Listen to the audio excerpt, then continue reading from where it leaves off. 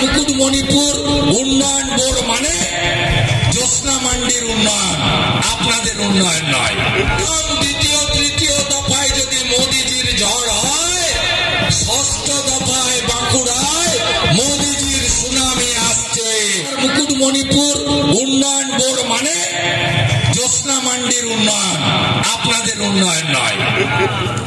আপনাদের এখানে বালি খাদান থেকে শুরু করে পঞ্চায়েতের উন্নয়নের কাজ থেকে শুরু করে আজকে সর্বত্র চুরি দুর্নীতি এবং মানুষকে প্রতারিত করার কাজ এই সরকার করেছে।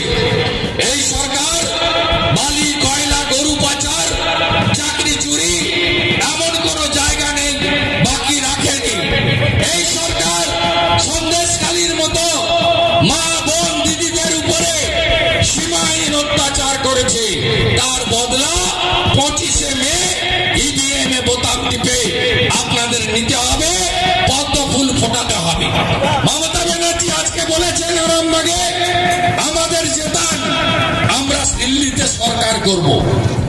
আপনারা পার্টি গণিতের হিসাব জানেন, মোট আসন 543, সরকার করতে গেলে লাগে 272, তৃণমূল লড়ছে 45টাতে।